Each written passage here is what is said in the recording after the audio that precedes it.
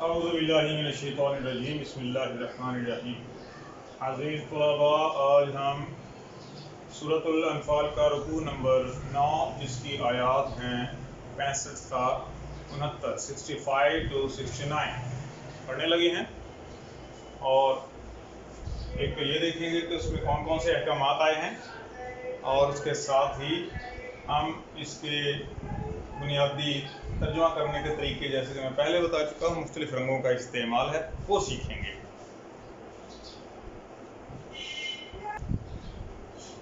اعوذ باللہ من الشیطان الرجیم بسم اللہ الرحمن الرحیم۔ یا ایھا النبی، اے نبی۔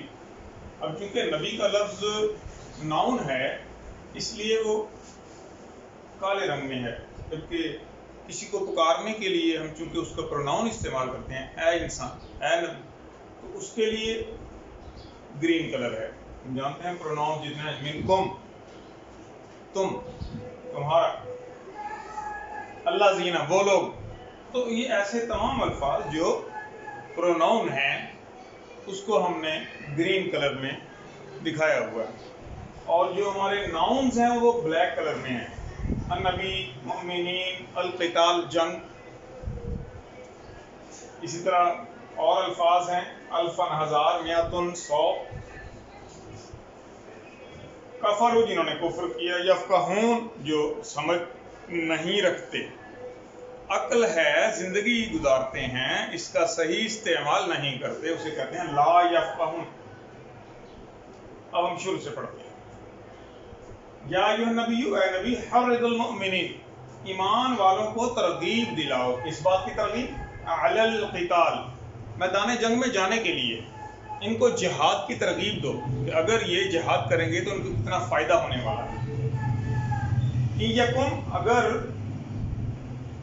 ہوئے، اگر ہوں گے، منکم تم میں سے، عشرون صابرون، 20 آدمی ثابت قدم رہنے والے، عشرون صابرون، اگر 20 آدمی ایسے ہوں گے جو ثابت قدمی سے کھڑے رہیں گے میدان جنگ میں، یغلبو، وہ غالب رہیں گے، مئتین، 200 کفار کے اوپر۔ یہ اللہ تعالیٰ نے ایک خاص حکم عطا فرمایا ایمان والوں کے لیے۔ وَإِن یکم، اور اگر ہوئے ہوں گے، منکم تم میں سے، مئتن، ایسے 100 افراد جو ثابت قدمی سے اپنے پیروں پہ کھڑے رہیں، یغلبو الفن، تو 1000 کفار پہ غالب آ جائیں گے۔ یوں ایمان والوں کو ترغیب دی جا رہی ہے۔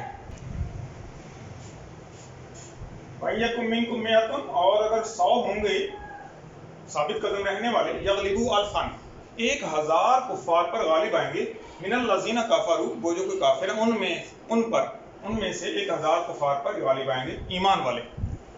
بِأَنَّهُمْ، کافروں پر یہ کیوں غالب آ جائیں گے؟ بِأَنَّهُمْ، وہ اس لیے کہ وہ جو کفار ہیں، قوم لا یفقہون، وہ سمجھ بوجھ استعمال ہی نہیں کرتے، ان کو عقل دی گئی ہے، ان کو دماغ عطا کیا گیا ہے، لیکن اس کو صحیح مقصد کے ساتھ استعمال میں نہیں لاتے۔ اس وجہ سے اللہ تعالیٰ نے ایسی قوم جب میدان جنگ میں آ جائے تو اس پر مسلمان ایمان والوں کو 10 گنا زیادہ فوقیت عطا فرمائی ہے۔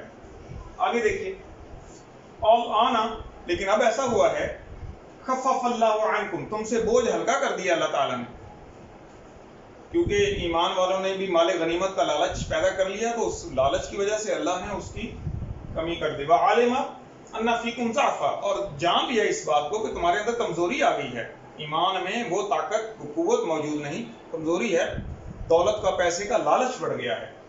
فَإِن یکم منکم، پس اگر تم میں سے ہوئے، مئتن صابرۃ، 100 ایسے ثابت قدم رہنے والے، یغلبو مئتین، تو وہ 200 کفار پر غالب آ جائیں گے۔ یہ اصول اللہ تعالیٰ نے پہلے اصول کے بعد دوسرا اصول عطا فرما دیا۔ وَإِن یکم منکم الف، اور اگر تم میں سے، اور اگر ہوئے تم میں سے، الف، 1000 ثابت قدم رہنے والے، یغلبو الفین، تو وہ 2000 کفار پر غالب آ جائیں گے۔ یہ اللہ تعالیٰ نے غالب ہونے کا طریقہ عطا فرمایا، اور آگے ارشاد فرما دیا یہ کیسے ہوگا، بِإِذْنِ اللَّهِ، اللہ کے حکم سے، کیونکہ یہ اللہ نے ایک قانون بنا دیا، اللہ نے حکم عطا کر دیا، اب اس کے مطابق ہی دنیا میں ایمان والوں کے مقابلے میں کفار کھڑے رہ سکیں گے۔ اللہ مع الصابرین، اور اللہ تو ایسا ہے کہ صبر کرنے والوں کے ساتھ ہے۔ اس کے بعد جو کفار قیدی بنا لیے گئے ان کے بارے میں ایک خاص احکام اللہ تعالیٰ نے عطا فرمائے، وہ دیکھیے ذرا۔ نام نبی کریم صلی اللہ علیہ وآلہ وسلم کا استعمال کیا۔ ما کان لنبی، یہ نبی کو موضوع نہیں، مناسب نہیں، شایان نہیں، ان یکون لہ اسرا، کہ تم اپنے قبضے میں قیدی رکھو لوگوں کو، نبی کو مناسب نہیں۔ حتی یثخن فی الارض، یہاں تک کہ میدان جنگ میں ان کا خون بہا دو، لیکن ان کو قیدی بنانے کا مت سوچو، چونکہ اس سے پچھلے دور میں جب جنگیں ہوتی تھیں تو قیدی بنائے جاتے تھے، تو بھاگتے ہوئے کفار کو مسلمانوں نے قیدی بنانے کی کوشش کی تاکہ ان سے کچھ فدیہ لے کر ہم اخراجات پورے کرنے کی کوشش کریں گے۔ حتی یسکن فی الارض، تو ان کو میدان جنگ میں ان کا خون بہانا، یسکن کہتے ہیں بہت زیادہ خون بہانا، وہ بھی جنگ کے میدان میں، تو ان کو میدان جنگ میں ان کا خون بہا دیا جائے، یہ زیادہ موضوع ہے بنسبت اس کے کہ نبی کریم صلی اللہ علیہ وآلہ وسلم کی موجودگی میں قیدی بنائے جائیں۔ اس کی ممانعت فرما رہے ہیں اللہ کریم۔ آگے پڑھتے ہیں۔ تريدون عرض الدنیا، تم دنیا کے مطلب چاہتے ہو، دنیا کی خواہش رکھتے ہو، دنیا کا فائدہ اٹھانا چاہتے ہو، واللہ، اور اللہ تو ایسا ہے، یرید الآخرۃ، اللہ ارادہ رکھتا ہے کہ تمہیں آخرت میں زیادہ فائدہ دے۔ اچھا، جیسے کہ میں نے پہلے بتایا تھا، ہم نے دوسری چیز یہ بھی سیکھنی ہے کہ کون سے رنگ سے کیا لفظ بنایا گیا ہے، تو یاد رہے کہ یہاں یرید وہ ارادہ رکھتا ہے، چونکہ ورب ہے، اور میں نے کہا تھا کہ وربز ہمارے ریڈ کلر میں ہیں، جبکہ بلو میں ایڈجیکٹیوز اور پریپوزیشنز ہیں، تو دیکھ لیجیے واللہ کا واو، لولا، اگر، اسی طرح اور بھی الفاظ ہیں، انا، بے شک، وہ بلو میں ہیں، اور جو ناؤنز ہیں وہ بلیک میں ہیں، جبکہ پروناؤنس گرین کلر میں ہیں۔ دیکھیے کم، تم، یا ایھا، کم فی قلوبکم، خیر یہ اگلی آیت میں آیا جی۔ تو ان رنگوں کا بھی صحیح استعمال سیکھ لیجیے تاکہ اس سے آپ کو ترجمہ کرنا آسان ہو جائے۔ میری ویڈیو کو آپ روک کر پاس کر کے اس کا رنگ دیکھ کر اس کے مطابق ترجمے کو درست کر سکتے ہیں۔ واللہ عزیز حکیم، اور اللہ تو غالب ہے، دانا، حکمت والا۔ ہمیں جو سمجھ عطا کی گئی ہے، یہ پوری دنیا کے انسانوں کی سمجھ کو اگر اکٹھا بھی کر لیا جائے تو شاید یہ 1% بھی نہیں بنتا اس سمجھ کے مقابلے میں جو رب کریم کی ہے۔ لولا کتاب من اللہ سبق لمسکم، اگر یہ پہلے سے اللہ نے قانون، کتاب نہ بنایا ہوتا، کون سا قانون؟ کہ وہ انبیاء علیہم السلام کا ہمیشہ ساتھ دے گا، یہ اللہ نے پہلے سے قانون بنا لیا۔ چنانچہ اس ضمن میں جو قیدی بنائے گئے تو سزا نہیں دی جا رہی مسلمانوں کو، اس کا تذکرہ ہے۔ سبق لمسکم فیما اخذتم، وہ جو تم نے پکڑ لیے ہیں اس معاملے میں تم پر مواخذہ ہوتا، تم سے پوچھ گچھ ہوتی، اس کے بدلے میں تم پر عذاب عظیم، بڑا سخت عذاب نازل ہوتا، مواخذہ، وہ جو تم نے پکڑ لی، قیدی بنا لی۔ لیکن اب چونکہ وہ تم کر چکے ہو اور تمہیں اس کا پہلے سے علم نہیں تھا کہ یہ کرنا ہے یا نہیں، اس لیے فی الحال تمہیں چھوڑا جاتا ہے۔ فا، بس چونکہ یہ ایک حرف ایڈجیکٹیو ہے تو اس کو بلو کیا گیا ہے۔ کلو، کھاؤ، کمایا ہوا پیسہ یا مال غنیمت کا پیسہ جو حلال ہے اسے کھانے کی اجازت عنایت کی جا رہی ہے۔ فَكُلُوا مِمَّا غَنِمْتُمْ حَلَالًا طَيِّبًا، بس کھاؤ جو تمہیں مال غنیمت ملا وہ تم پر حلال ہے، پاکیزہ مال ہے۔ وَاتَّقُوا اللَّهَ، اور اللہ کا تقوی اختیار کرو۔ اللہ کا تقوی یہ ہے کہ اس کے احکامات سے ڈرتے رہنا۔ اللہ انتہائی محبت کرنے والی ذات ہے، اللہ ڈرنے والی ذات نہیں ہے، لیکن اس سے محبت کا تقاضا ہے کہ کہیں ناراض نہ ہو کہ اس بات سے ڈرا جائے۔ اس عمل کو اتقوا، تقوی اختیار کرنا، پرہیزگاری کہتے ہیں۔ واتقوا اللہ، اور تقوی اختیار کرو اللہ کا۔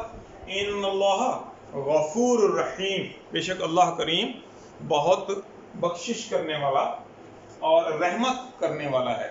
اور یہ میں پہلے بھی بتا چکا ہوں کہ رحمت کے معانی اللہ کریم نے قرآن کریم میں کس طرح سے ارشاد فرمائے ہیں۔ یہ جو تسلسل کے ساتھ تمام موجودات کی پرورش جاری و ساری ہے اور کسی کی نہیں رکتے، ایک پودے کا بیج لگائیں وہ بھی اگ جاتا ہے، ایک جانور کا بچہ پیدا ہوتا ہے وہ بھی بڑا ہوتا ہے، ایک انسان پیدا ہوتا ہے وہ بھی بڑا ہوتا ہے۔ یہ جو تسلسل کے ساتھ پرورش کا عمل جاری ہے، اس عمل کو کائنات کے اس عمل کو جو تسلسل سے جاری ہے اور کہیں رکتا نہیں، اسے رحمت کہتے ہیں، اور اس رحمت کے عمل کو کرنے والا رحیم کہلاتا ہے۔ تو اللہ کریم کی یہ صفت قرآن کریم میں جا بجا موجود ہے۔ اس سے یہ ثابت ہوتا ہے کہ اس کی یہ صفت اس لیے غالب ہے کہ اس نے خود اس صفت کو عام استعمال کیا۔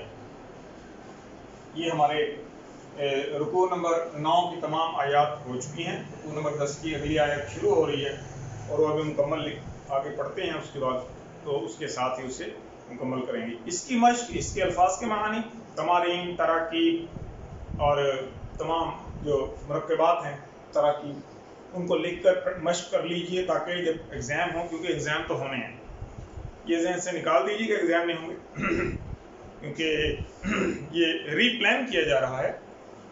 9، 10 اور فرسٹ سیکنڈ ایئر کے امتحانات کو کسی صورت اکٹھے کر کے لے لیا جائے گا یا کسی اور صورت جولائی کے درمیان میں، جولائی کے بعد، اس طرح سے حکومت کی کچھ منصوبہ بندی جاری ہے۔ تو ہمیں اپنی تیاری مکمل رکھنی ہے تاکہ جب امتحان ہو تو ہمیں مشکل پیش نہ آئے۔ وما علینا الا البلاغ المبین۔ السلام علیکم ورحمۃ اللہ وبرکاتہ۔